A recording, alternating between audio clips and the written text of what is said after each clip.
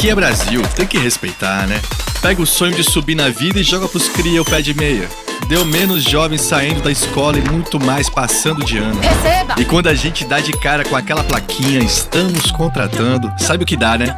No menor desemprego da história. Assina que é seu! Outro gol de placa é todos os remédios do Farmácia Popular de graça. Isso salva o jogo. E ainda tem muito jogo pra ser jogado. Com raça, porque o Brasil é dos brasileiros. Governo Federal. O coração do agro paulista é a FAESP. Trabalhamos com ética e transparência para defender os interesses dos produtores rurais e impulsionar o desenvolvimento do setor. Com o Senar São Paulo, oferecemos treinamentos que atualizam e capacitam os trabalhadores do campo. E, através dos sindicatos rurais, atendemos às necessidades de quem produz o alimento do mundo. Sistema FAESP, Senar São Paulo e sindicatos rurais. Juntos, tornando o futuro do agronegócio mais sustentável. Vou pedir para todo mundo se sentar nesse momento, porque agora nós temos o maior nome da gastronomia brasileira, vai entrar nesse palco, vai subir nesse palco. E, além de ser o maior homem da gastronomia brasileira, ele é um grande cara. É um grande ativista, eu diria assim. Ele defende as suas teses com um fervor incrível. Ele tem uma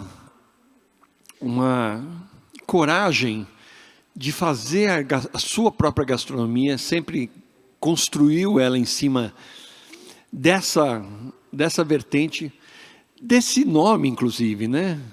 Jimmy Ogro, né? E, fundamentalmente, ele tem uma questão que vai além do seu cozinheiro. Ele é um grande comunicador.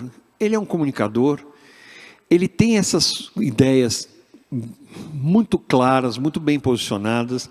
Ele é um outro defensor imenso da carne suína, né? E parece que a gente está até querendo fazer algum trabalho com a carne suína, né? Aqui, porque tem tanta carne suína aqui que a gente está falando, mas não. O que a gente quer dizer é que, na verdade, o aproveitamento e da forma como se trata, a gente tem que olhar a qualidade, cada vez mais a qualidade daquilo que a gente come. E se tem alguma coisa que foi estigmatizada no passado, foi a carne suína. E que, na verdade, ela é uma das bases da alimentação mundial. Mas, além de tudo isso, o Jimmy Ogro, ele é não só esse grande comunicador, mas é um grande amigo da gastronomia brasileira como um todo. E ele sabe o papel dele, e cada vez mais ele está dentro desse papel de divulgar o que é bom, e de uma forma diferente, e de uma forma sempre muito particular, mas muito bonita. Eu quero que todos derem uma grande salva de palmas para Jimmy McManus, o Jimmy Ogro. Você tem nome, inclusive. Como é que eu vou falar alguma coisa depois disso, né? Não vai falar nada. Obrigado, gente. Grande homem. Boa noite. Aí. Seu lindo. Olha lá. Aquele é outro grande homem. Do que eu. Aquele é outro grande homem. Ele é um grande homem também. Vamos lá. Vamos lá? Boa noite, primeiro. Enfim, é isso. Eu vim tentar defender o porco. Na verdade, eu vim tentar, e eu venho tentando há alguns anos já, junto com a Associação de Criadores, inclusive a revista Prazeres, quando a gente começa com um grande livro da carne suína, onde tem até uma receita minha que é uma brincadeira muito grande, com grandes amigos de dois povos diferentes. Ela está aqui na apresentação, então vou deixar para falar dessa receita depois. Mas, enfim, vou contar um pouquinho de mim para dar contexto, porque muita gente me conhece, mas não sabe exatamente de onde eu vim. Então, meu nome é Jimmy McManus, eu sou mais conhecido, óbvio, como Jimmy Ogro. Eu sou, por formação acadêmica, designer, e na faculdade de design, tem 4 anos de engenharia antes disso, inclusive, mas como eu larguei para lá, e a minha mãe deixou de falar comigo 3 meses por causa disso, eu me encantei pelo design, me formei nisso, e eu peguei todas as minhas matérias eletivas em comunicação social, e quando eu fui ver, depois da minha formatura como designer, faltavam 2 anos para eu virar jornalista e redator publicitário. Eu pensei, por que não? Né? Conhecimento não ocupa espaço, só transforma a gente em pessoas e profissionais melhores. Então, só para reforçar, esse sou eu até 2012. Foi quando eu abandonei. Joguei tudo isso fora para virar cozinheiro. E aí minha mãe deixou de falar comigo mais 3 meses. Mas arranjei então. Para dar uma linha de tempo rápida para vocês, não nasci no Brasil. Em 1900, numa breve linha do tempo, né? Vou falar rapidinho de mim, porque o assunto aqui hoje é outro, né? Em 1970, nasce um ogrinho em Houston, Texas, nos Estados Unidos. Como o Jorge falou bem, acho que o Brasil foi o único país que, infelizmente, coloca o porco num lugar de demérito, mas, enfim, é a carne mais consumida no mundo. E no Texas, come-se costela, carne desfiada de boi, que está aparecendo hoje aqui como o pulled pork nos grandes eventos de churrasco. Aos 8 anos, depois dos meus pais se separarem, eu ainda tenho um irmão que é quase do meu tamanho, e minha mãe, para sustentar essas 2 crianças, trabalhava muito, e o tempo que eu tinha para passar com ela em casa, para ter a companhia da minha mãe, começa dentro da cozinha. Então isso significa que eu estou dentro da cozinha, profissional ou não, há 43 anos. Eu não tenho paixão maior do que essa. Quando eu decidi ir para a engenharia, eu levo o chapéu de cozinheiro para os eventos de amigos, para as casas que a gente viaja, para as férias em Búzios, na Serra, nas casas de avós. E todos os amigos que conviveram comigo nessa época são cozinheiros caseiros, porque eu obrigava eles a trabalhar. Quer que eu faça a comida, você vai descascar cebola. Não é assim que funciona? Aí 2009, e aí vocês conseguem imaginar que essa construção de vida representa muito do que eu sou. Como pessoa, como ser humano, meu caráter, minha personalidade, toda ela praticamente foi formada dentro da cozinha, começando com a minha mãe, cozinhando com meus amigos, para eles, com eles, e minha família também. Em 2009 eu lanço um canal no YouTube para tentar incentivar mais pessoas a ter essa felicidade e essa construção que eu tive nesses tantos anos na cozinha amadora ainda. E 3 malucos toparam essa proposta e a gente tem um canal lá, infelizmente está parado, porque a vida também acontece, além independente das nossas vontades. Todos eles trabalham com coisas diferentes hoje, menos o Neves, que é o de boné ali, que é professor de gastronomia do Senac. Então, o Gastronomia já fez isso, já transformou, inclusive, um de nós, profissionalmente. E aí, em 2012, cai um paraquedas gigantesco no meu colo. Eu aceito participar de um reality no programa da Ana. Perco o reality porque, infelizmente, um amigo meu faleceu no dia da minha gravação e eu passei boa parte daquela manhã chorando. A equipe chega meio-dia, eu gravo o programa, fico empatado em último lugar, mas naquela época, não sei porque em Cargas d'Água gostaram de mim, viram um potencial que hoje eu sei qual é. Mas perguntaram, você não quer ficar com a gente, gravar um piloto, vai que dá certo, e você fica aí, faz uns programas. Eu estou lá há 13 anos, dia 10 agora eu viajo para o Rio Grande do Norte para gravar mais 2 matérias, uma para o final desse ano, uma já para janeiro do ano que vem, para Na Estrada, e a vida seguiu. E aí, com Mais Você, ganho a vida pública, e muita coisa vem depois disso. Minha primeira marca de hambúrguer, minha segunda marca de hambúrguer, que hoje eu nem tenho mais loja, é uma franquia onde eu sou o sócio da franqueadora e é um hub com 4 marcas e já temos 12 lojas só dessa, mas ainda tem o hambúrguer, o Zenha e o Bobby Beef, que eu sou sócio hoje também. Eu esqueci de falar que em 2007 eu falei que eu nunca mais ia abrir um restaurante, porque dá muito trabalho. Aquele fechou, esse tem 12 lojas e o restaurante está lá no Barra, você conhece já, está lá no Barra Shopping, no Rio de Janeiro. E é aqui que começa... É aqui que eu pego o primeiro patamar do que eu vim conversar com vocês hoje. Esse restaurante abre, a marca fala muito isso, exclusivo de carne suína. Então, todo o meu discurso eu levo e o restaurante vira um dos grandes pontos focais e, como é que eu chamo, divisor de águas de muita coisa para mim. E nesse tempo todo, a parceria com a Associação Brasileira de Criadores de Suínos, já mencionado o livro. Ano passado, já são 7 anos que se vão, capacitação em rede de varejo, Semana Nacional da Carne Suína, 7 anos seguidos, o livro, várias ações, tenho cartilha, até cartilha para air fryer eu fiz, de carne suína. Vou deixar claro que eu odeio esse equipamento. Mas eu fiz uma cartilha porque a gente descobriu que vende 35% mais de air fryer todo ano. Eu falei, tem que aproveitar o equipamento, vamos. Está lá, está de graça para baixar no site. No final da apresentação tem lá o @ deles. E ano passado me deram esse privilégio. E hoje eu sou oficialmente o embaixador nacional da carne suína. E isso me dá força para carregar com mais densidade, com mais capacidade, com mais calço, todo esse trabalho e tudo que eu quero falar para vocês hoje. Então vamos falar do que interessa? Vamos quebrar esses mitos? Tem vários outros mitos.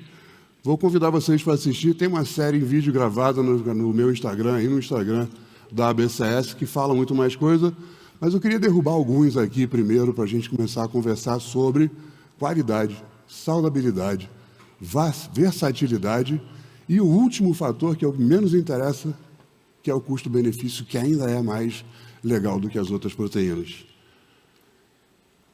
Primeiro mito. Todo mundo em algum momento da vida falou isso, né? Transmite doenças. As doenças são cisticicose e tênia, basicamente. Descobrimos por nutricionistas veterinários que elas só são transmitidas por folhagem. Tira-se a folhagem da alimentação do suíno, que hoje é milho, soja e suplemento multivitamínico e mineral, risco zero de contaminação. A verdade é essa. As práticas antigas eram outras, todo mundo ouviu falar de chiqueiro, todo mundo ouviu falar de lavagem, todo mundo ouviu falar de coisas que não existem no agro, coisas que não existem na granja. Isso era a Dona Lotinha que fazia na casa dela. É um personagem imaginário, tá? Não tem a Dona Lotinha, coitada. E hoje é controlado com dieta balanceada, muitas vezes a própria fazenda planta o próprio milho, fabrica a própria ração e por aí vai. Não existe contato do porco com nada que vá fazer mal nem para ele nem para a gente. Então pode esquecer. Infelizmente é muito mais fácil pegar cisticicose e tênia de carne bovina hoje do que de suína. Chupa boi. E aí temos que escutar barbaridades como essa aqui de trás, que a maioria de vocês nem deve saber o que é. É um termo do Nordeste, do Norte, que fala remosa quer dizer gordura ruim. Mas só o que eu vejo quando alguém fala que a carne é remosa? A minha imaginação vai para longe, o que eu vejo é isso.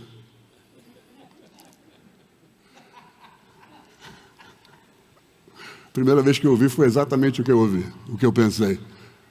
Traduzindo o remosa, a carne suína é muito gorda. Sim, verdade. E aí, quem é cozinheiro aqui? Vocês sabem que não tem problema nenhum a carne ser gorda, né? Sem gordura não tem sabor, não tem transporte. É óbvio que existe uma grande indústria de carne magra para quem é fit, para quem faz crossfit e para quem não está interessado em comer bem. Outra mentira hoje, porque o que aconteceu? Tem dois fatores muito grandes aí. Nos anos 50, no finalzinho disso, vem a grande invasão dos óleos vegetais. Girassol, milho, algodão, canola, que nem uma planta é, os caras inventaram óleo de canola. E aí associa-se automaticamente vegetal, natural, saudável, estamos bem. Aí a banha de porco perde valor, o porco perde valor junto, e a gente não tem mais ele à mesa, não tem mais ele para preparar. A nossa avó deixou de fazer, a nosso avô deixou de colocar no churrasco, a gente na faculdade já não sabe mais cozinhar e a gente perde o hábito de consumir e, óbvio, que de cozinhar também. A indústria entende isso, muda-se a genética, a gente tem hoje o porco que você compra no mercado, que a gente chama de commodity, é uma mistura de 4 raças, Pietran belga, Lord White e Langrasse. Langrasse francês, Lord White britânico e Duroc, uma raça americana. Por que eles fizeram isso? Porcos mais musculosos, com raças mais resistentes, com outras que têm todos os seus privilégios e têm seus parâmetros de incremento de saudabilidade que consegue ser criado em qualquer lugar do país. Então a gente criou um porco mais resistente, só que a consequência também foi um porco muito mais magro. Então aquele pernil delicioso que você encontrava no açougue antigamente, 2 dedos de gordura, ele meio marmorizado por dentro, hoje é uma peça de carne cor-de-rosa, um filete de gordura, e todo mundo reclama no Natal que não consegue fazer mais um pernil suculento. Por quê? Sem gordura, eu não tenho suculência. A gordura preserva a umidade das coisas. 35% da quantidade total de gordura foi o que se perdeu na raça que a gente encontra no açougue. Graças a Deus e a bons cozinheiros como Rueda, como outros tantos, André Barros e por aí vai, a gente conseguiu e está conseguindo, inclusive, recuperar raças que consideravam-se perdidas. A gente recuperou o Monteiro, o Capial, o Capitu, eles estão voltando para o Brasil com criadores específicos, raças puras, genéticas puras, eles são gordos como a porco que tem que ser. O caipirão, inclusive, um pouco demais. Mais um mito, não é saudável. Eu acho que eu até já passei meio que, né, essa explicação já foi, mas a grande verdade é que, além de tudo que eu falei, de que não transmite doença, ainda temos isso. É rico em proteína, tem mais proteína por peso do que a maioria das outras proteínas que a gente conhece. Proteína, eu digo, o que compõe o nosso músculo. E tem, provavelmente, a quantidade suficiente de nutrientes para o seu dia a dia, independente da sua atividade física, independente do que você faz e de quanto você pesa também. Temos tudo. Parece um Centrum rosinha. Vitamina A, vitamina B, todas as vitaminas necessárias do complexo B para a gente, o porco tem. Ferro, selênio. Selênio é fundamental para o envelhecimento saudável, principalmente no organismo feminino. E zinco, por isso que eu falei Centrum, porque o Centrum é de A a zinco. O zinco é um mineral que catalisa a absorção de outros nutrientes. Então é importante você colocar zinco para você receber melhor os nutrientes. Kátia Barbosa. Para você receber melhor os nutrientes que você está consumindo, além de potássio, magnésio e mais meia dúzia de coisas. Não acabam os benefícios da carne suína. E aí, por causa daquilo, né, dos anos 50, a gente tira o porco da alimentação, a gente desaprende a cozinhar. E aí falam que é difícil acertar no tempero. Quer um segredinho? É a mesma coisa que o frango e a mesma coisa que o boi. Pode usar as mesmas receitas e só trocar a proteína. Eu tenho uma vida de trabalho provando isso todo dia. Mentira, carne é saborosa e versátil. Se for bem preparada, não perde sabor, não perde textura. Obviamente, o porquinho gordo é melhor, porque a gordura também é veículo de sabor. Fisicamente e quimicamente, a molécula de gordura abraça o terpeno, que é o que leva as propriedades organolépticas de sabor e aroma de tudo que você consome para dentro do prato e para dentro do nosso corpo. E você pode temperar do jeito que você quiser, que eu garanto que o resultado vai ser melhor do que a receita original. É bom demais. E outra, porco faz bacon. Eu podia falar só isso na palestra. Gente, o porco faz bacon. Obrigado, tchau. Eu não precisava falar mais nada. Agora eu dou aula, o pessoal sempre pergunta. Eu falei, cara, qual é o segredo do chefe para fazer essa comida? Eu falei, cara, eu tenho 3. Demora para servir. Porque a pessoa com fome vai comer qualquer coisa. Empana e frita. Também resolve qualquer receita. Ou joga bacon. E aí tem um quarto, que é como é que chama? O super trunfo. Faz uma farinha de bacon para empanar as coisas. Aí você frita depois. Resolve qualquer receita. Fiz uma comida ruim. Empana com bacon e frita. Então eu resolvi uma vida de comida ruim para vocês. E aí não é uma carne nobre. Aí eu deixei 3 fotos para depois, só para ilustrar. Mas, cara, vamos combinar que depois de tudo que eu falei, alguém ainda dizer que não é uma carne nobre? Pelo amor de Deus, né? É o animal mais bem criado do Brasil. É a carne mais gostosa que existe. Pelos números e pelos nutrientes, a mais saudável, provavelmente. Não vou assumir isso como axioma, mas... E não falar que a carne nobre é mentira. Do jeito que é criado, a genética que a gente tem hoje, a tecnologia de criação que o Brasil hoje exporta para outros países, a gente tem sim, provavelmente, o melhor porco do mundo. E eu tenho certeza que vocês vão sair daqui tão convencidos quanto eu de que é a melhor proteína que existe. Tá? Então, combina com qualquer receita, receitas artesanais, receitas comerciais. Tem grandes marcas que vivem há anos vendendo só carne suína. Eu vou discutir com quem faz sucesso no mercado há anos? Jamais. Sustentabilidade. E aí, isso é uma coisa que eu sou mais apaixonado. E quando eu entrei de verdade no agro, e eu vi isso acontecendo, eu fiquei maluco. Eu preciso contar isso para os outros. Aí, mais uma piada para vocês. Esse é o biodigestor. O que é um biodigestor? Isso é uma piscina onde todos os dejetos da produção da carne suína vão parar ali dentro, inclusive fezes e pedaços de carne, ossos e tudo. Isso fermenta, cria o gás metano. Aí eu chamo essa lona aí de o maior peido do mundo. Esse gás metano passa por um gerador, gera energia elétrica para a fazenda e temos muitas fazendas hoje que recebem 100% da necessidade elétrica do que eles têm de biodigestor dentro da fazenda. Não precisam comprar energia. Economiza pelo menos 2, 3 caminhões de lenha, porque fazem muito trabalho com caldeira, e economizam 100% da necessidade elétrica só do biodigestor. Melhor ainda, não acaba aqui, o ciclo da sustentabilidade. A fazenda planta o milho, tem a própria fábrica de rações que alimenta o porco. Ou seja, eu sei tudo que o porco come o tempo todo. Fui eu que plantei, fui eu que produzi, fui eu que dei para o animal. Aí, enfim, aquilo, o emoji que todo mundo conhece. No fermentador produz gás metano, energia elétrica. Depois aquilo que ficou lá dentro, seco, é estabilizado, reliquefeito e pulverizado na própria plantação e alimenta o milho, que alimenta o porco, que alimenta o milho, que alimenta o porco. E várias fazendas hoje têm o selo de impacto ambiental zero, ou seja, não estão estragando mais o nosso planeta. E o porco é o único animal até hoje que consegue isso. Estamos pesquisando, estamos estudando, e eu estou tentando ajudar para a gente conseguir esse ciclo em outros modos de criação, em outras proteínas, mas já conseguimos com o porco, e várias fazendas brasileiras têm, e essa tecnologia que a gente está exportando para o mundo inteiro. É isso que a gente está ensinando para os outros países. Quando a gente falou mal do porco, a gente está desmentindo nós mesmos hoje. E agora alguns números interessantes, só para provar estatisticamente o que eu estou falando. O Brasil é o 4º maior produtor mundial de carne suína, apenas por causa de volume de produção. A gente produz sim o melhor porco do mundo. Antes da pandemia eram 23 mil produtores, graças a Deus ninguém fechou, os pequenos foram absorvidos ou se aglutinaram em cooperativas e todo mundo continua trabalhando e a gente tem um gado muito grande de porco. 20 mil famílias, a gente está falando aí de milhões de pessoas, empregos diretos e indiretos, envolvidos na cadeia de produção de carne suína. Praticamente 5,5 toneladas de proteína produzida em 2024, foi mais em 23, e o potencial e a expectativa para o final desse ano é de 32 milhões. A gente está quase surreal. Eu também não acreditei nesse número.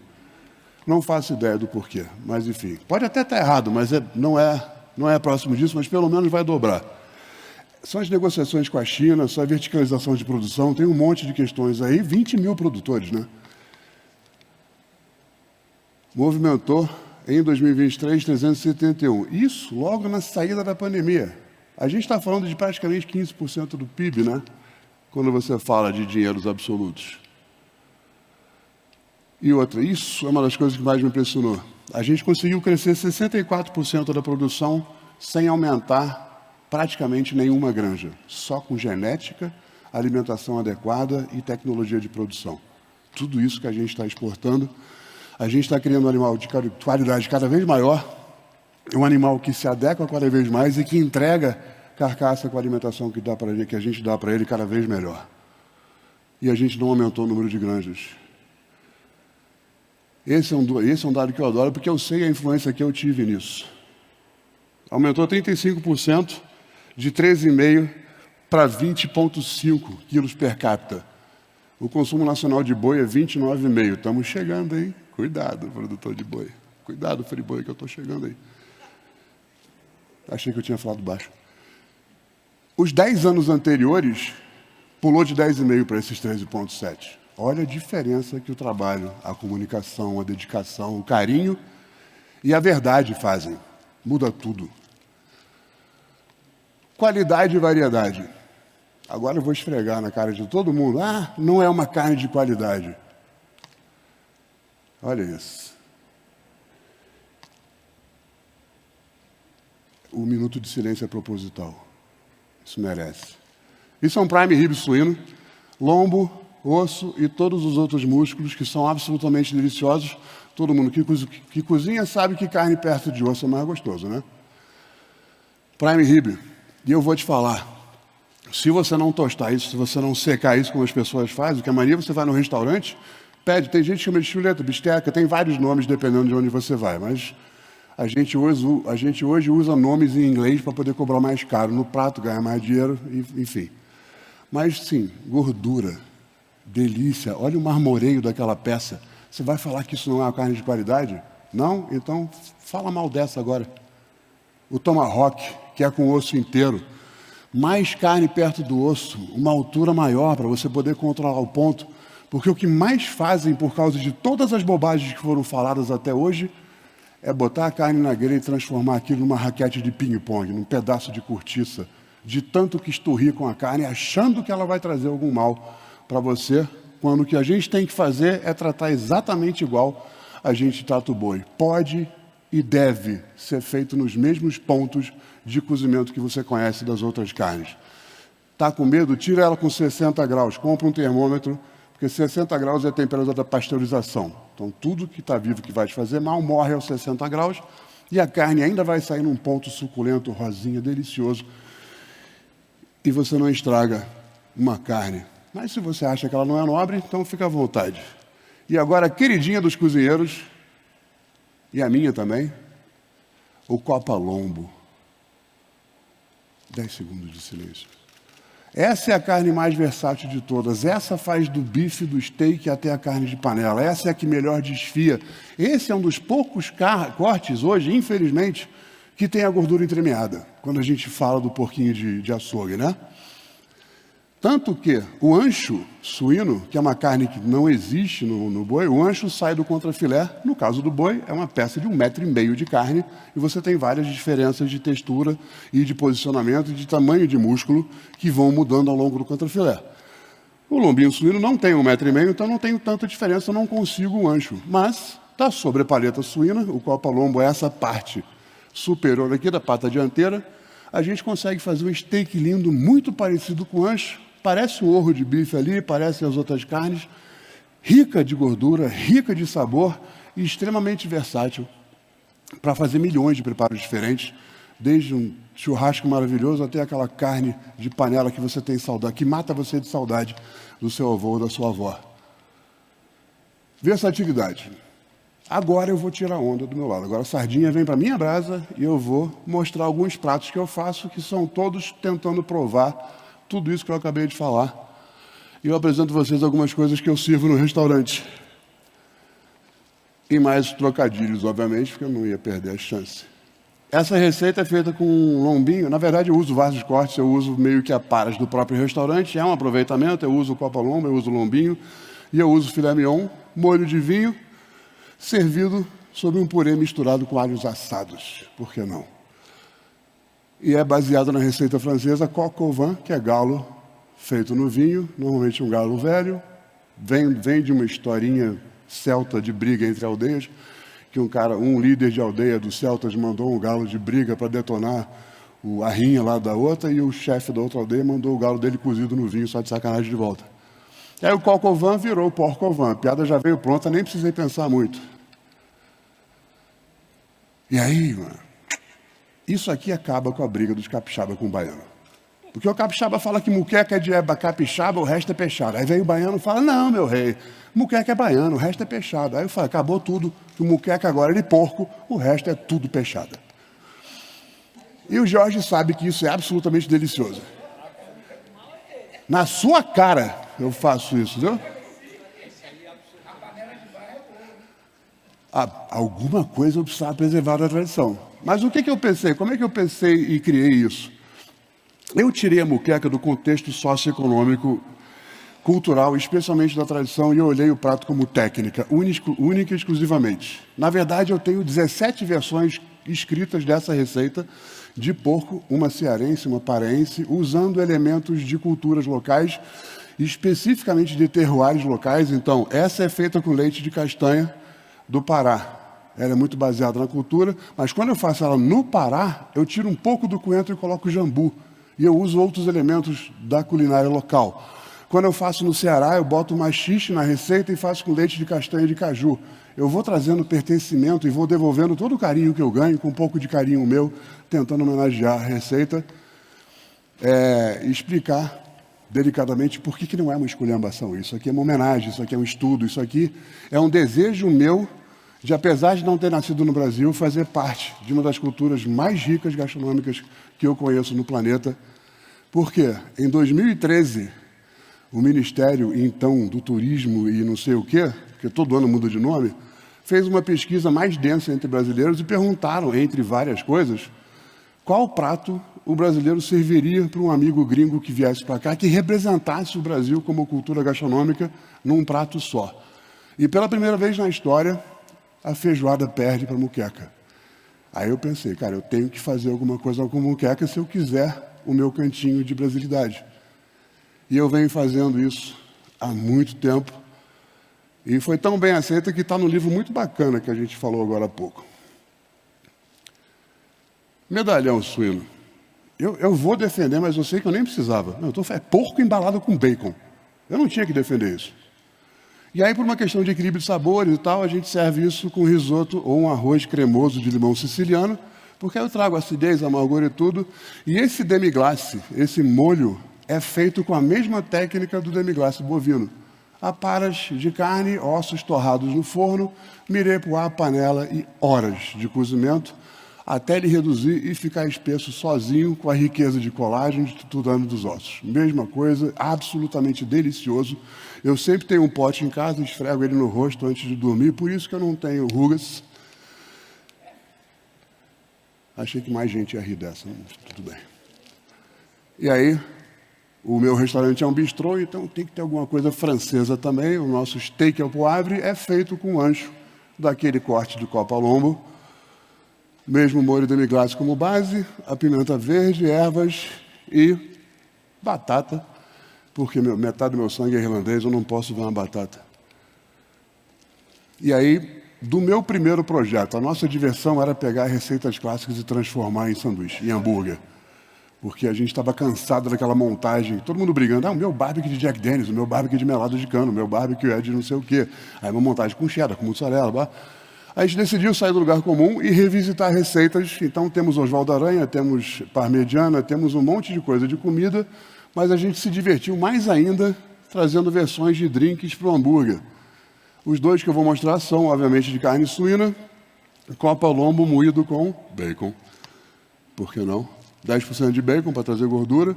O que é o Bloody Mary? Suco de tomate temperado com tabasco, molho inglês, aipo, sal, pimenta do reino e limão. Então eu tenho a maionese de aipo e limão, eu pego esse tomate, eu tosto ele, caramelizo ele na chapa com os outros ingredientes, molho inglês, tabasco, sal, pimenta do reino, a carne suína, e ainda flambo ele na vodka, para eu poder incluir, não faz diferença nenhuma no sabor, mas eu precisava incluir todos os elementos do drink, e a vodka é o espírito do drink. E quando você morde, lembra inegavelmente um gole de Bloody Mary. Mojito. O que é o mojito? Rum, xarope de açúcar, hortelã e suco de limão, finalizado com água com gás. A água com gás, obviamente, sai da equação. De novo, copa ao lombo com bacon, maionese de limão e um pesto. E aí o pesto varia dependendo de onde a gente estava fazendo. Eu faço um pesto de hortelã, mas aí no Nordeste é castanha de Pará, é castanha de caju, Pará é castanha. Aqui no Rio de Janeiro e em São Paulo a gente fazia com amendoim, porque quase ninguém faz nada com amendoim, a gente adora. Mas comprava amendoim cru para poder controlar a torrefação e ter a textura que a gente queria para não interferir demais no gosto do sanduíche. E, obviamente, flambado no rum. E aí esse é um dos maiores orgulhos que eu tenho.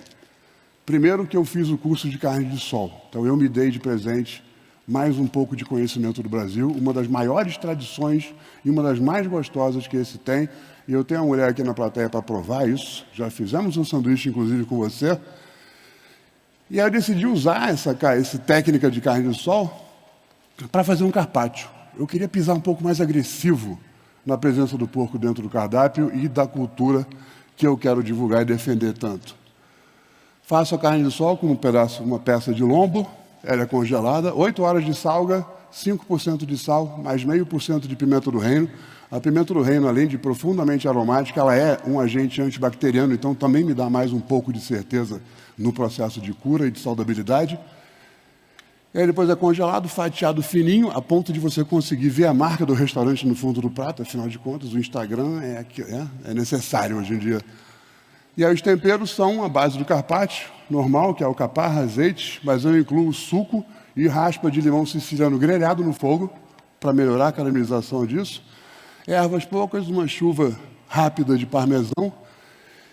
E eu tenho todos os elementos de sabor, né? Lembrando que a língua sente sal, doce, amargo e azedo, basicamente. A única coisa que eu não tinha no prato, porque eu tenho o amargo da casca do limão, eu tenho a acidez do próprio suco, eu tenho todo o dulçor do aipo, da cebola roxa que está aí. Na verdade, desculpa, eu tenho as texturas disso tudo aí, eu tenho a salga do porco, obviamente. A única coisa que realmente estava faltando para equilibrar o prato era o dulçor. Eu sirvo com torradas de pão australiano. A mordida disso tudo junto. Gente, vai no meu restaurante, por favor. Não estou fazendo propaganda não, mas... não, eu não consigo fazer isso fora do restaurante, então vocês vão ter que ir lá comer. E aí, obviamente, é uma carne de sol. O prato é italiano, né? Carpaccio. Mas como é um bistrô, eu precisava dar um nome francês para ele, e a piada também já nasce pronta com Porco de Soleil. Porque já existe o Cirque du Soleil, e eu sou um palhaço, então está tudo dentro do contexto. E aí, mais uma brincadeira que eu faço no restaurante, por quê? Depois de anos e anos fazendo comida, provando ela com cerveja, para harmonização, depende muito da receita, obviamente, mas basicamente cervejas como Session IPA, algumas coisas que têm algum toque de amargor, combinam muito bem com o porco, de maneira natural. E no mundo dos drinks, o Negroni é o campeão dessa harmonização. E o Negroni tem várias variações, parece repetitivo, mas não é. Tem o Kimlet, que é com rum, tem o Boulevardier, que é com bourbon, o Negroni é com gin, Campari e vermute doce, mas não existia nenhum com cachaça. Eu falei, vou fazer o meu. Como eu adoro um trocadilho, uma piada, lancei o Ogrone e eu coloquei o Juvenal vestido de smoking, como se fosse o Don Corleone. Aí é o Dom Ogrone. Temos também lá, sirvo no restaurante, harmoniza muito bem com a carne de porco. Então, para resumir, acho que vale o caminho que eu decidi levar. Eu acho que vale todo esse trabalho, toda essa dedicação, não só minha, mas das 20 mil famílias que estão entremeadas nessa cadeia de produção do suíno, suando todo dia, se dedicando para uma carne que, inclusive, é mais barata no mercado, mas a gente acredita de verdade nisso. A minha frase é hoje, porco é a carne do futuro. Primeiro, ajuda a gente nos custos, ajuda a gente muito na questão da saúde. É uma proteína que a gente metaboliza muito bem, ela tem alto valor metabólico, ela nutre muito bem, ela é mais barata, mas ela só é mais barata por uma questão, isso é importante falar. Você precisa de 1.000 metros, você precisa de 1 quilômetro quadrado para criar um boi, por causa de pasto, e você só consegue um filhote a cada gestação do bovino, que é de 9 meses, além de um período de descanso. O período de gestação do suíno é de 4 meses. Na verdade, é de 114 dias, em média, são 3 meses, 3 semanas e 3 dias. Números cabalísticos, então cada vez mais tem que defender, porque é mágico. Então, resumindo, eu consigo de 3 a 4 gestações a cada 2 anos. E cada porca me entrega de 13 a 15 filhotes. Eu tenho muito porco, por isso ele é mais barato, e só por isso. Tá? Não é qualidade. E, para a gente, ela é a proteína do futuro. O que vai mudar a nutrição e a alimentação da humanidade passa necessariamente pela carne suína. E eu preciso que todos entendam isso. Na verdade, não só eu. A associação precisa, os criadores precisam, e quem hoje morre de fome em todos os lugares precisa botar a mão nessa carne para se alimentar, porque a gente, infelizmente, no Brasil, ainda passa por 13 milhões de famintos todos os anos. Varia de 7 a 13 a 15 cada ano. A gente trabalha em projetos muito bacanas de tentar alimentar moradores de ruas e pessoas que não conseguem colocar a mão em comida. Quando a gente tem uma proteína saudável, fantástica, fácil e barata de produzir, na mão o tempo todo, em excesso. Se todo mundo fizer um pouquinho, o que a gente está fazendo lá de cá, eu acho que a gente consegue mudar essa história. E na minha cabeça, no meu coração, ela passa pelo porco. Obrigado, gente.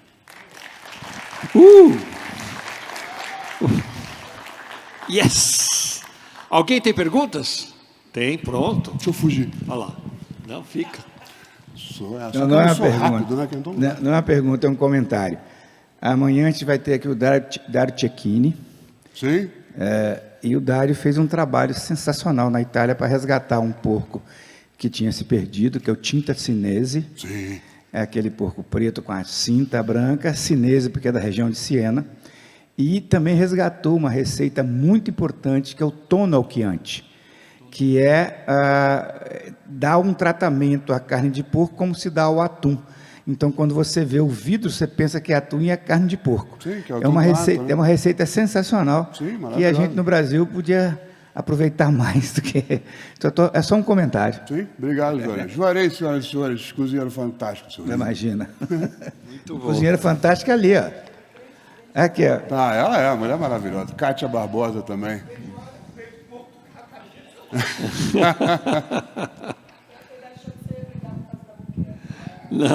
Não, a gente já teve essa conversa. Tem tempo. A Muqueca tem 13, foi 2013, né? Tem 12 anos já.